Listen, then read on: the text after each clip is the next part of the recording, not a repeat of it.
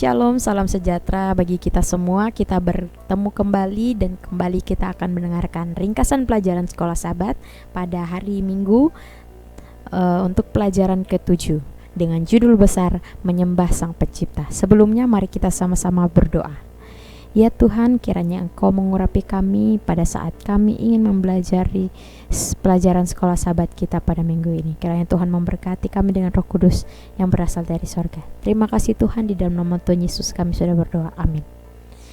Umat-umat Tuhan, pelajaran kita di hari Minggu ini berjudul Teman dalam Kesengsaraan, di mana sepanjang minggu ini juga topik besar kita adalah menyembah Sang Pencipta. Bagaimana dalam hari Minggu ini membahas mengenai seorang rasul, yaitu Rasul Yohanes. Kita melihat kisah daripada Rasul Yohanes ini. Ketika Yesus naik ke surga, dia kemudian mengunjungi rasul terakhir yang masih hidup, yaitu Rasul Yohanes. Di mana Bapak Ibu? Ya, di Pulau Patmos. Dia diasingkan oleh Kaisar Romawi yang kejam ya. Di sini dituliskan bahwa bernama Domitianus. Di mana kita bisa bayangkan ya betapa sendirinya Rasul Yohanes di Pulau Patmos. Dia jauh dari teman-temannya, dia jauh dari keluarganya, dia jauh dari komunitas Kristen. Apa yang terjadi kalau itu?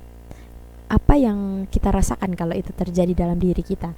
Jujur saya kalau seperti Yohanes mungkin saya bisa lemah iman ya, karena saya sendiri terserah saya mau melakukan apa, saya tidak datang ke gereja mungkin atau melakukan hal-hal yang lain.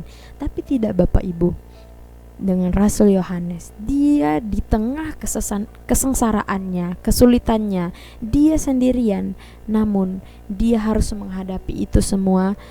Ketika dia menjadi pengikut Kristus, dia sangat setia kepada Kristus. Dikatakan bahwa apa yang Yohanes lakukan di sana bukan berarti Yohanes sendirian. Yohanes selalu bersama-sama dengan Tuhan. Tuhan selalu mengirimkan malaikatnya untuk bertemu dengan Yohanes. Malaikat mengunjungi Yohanes dengan cahaya yang mengilaukan. Di pulau yang sepi itu Yohanes dikunjungi oleh malaikat, dan malaikat itu membawa pekabaran langsung dari takhta Allah. Itu merupakan pekabaran pengharapan untuk mempersiapkan umat-umat Allah untuk menghadapi akhir zaman. Bisa menjadi pekabaran peringatan atau pekabaran dorongan akhir zaman, supaya kita bersiap-siap untuk menghadapi cobaan yang akan datang ataupun cobaan yang sekarang kita sedang jalani. Untuk itu dikatakan juga bahwa pekabarnya adalah takutlah akan Allah dan muliakanlah Dia, karena telah tiba saat penghakimannya. Sembahlah Dia yang telah menjadikan langit dan bumi dan laut dan semua mata air. Apa yang diberitahukan di dalam buku Wahyu? Apa intinya? Intinya adalah penyembahan, menyembah. Ya, karena kita diciptakan menjadi seorang makhluk yang menyembah. Kita adalah makhluk penyembah. Kepada siapa kita akan menyembah? Apakah kita menyembah kepada yang benar atau menyembah kepada yang salah? Untuk itu kita harus tetapkan langkah kita. Kita harus memilih menyembah kepada Sang Pencipta kita, yaitu Tuhan yang menjadikan langit dan bumi. Mengapa kita hidup saat ini? Apa tujuannya? Tujuannya adalah penyembahan.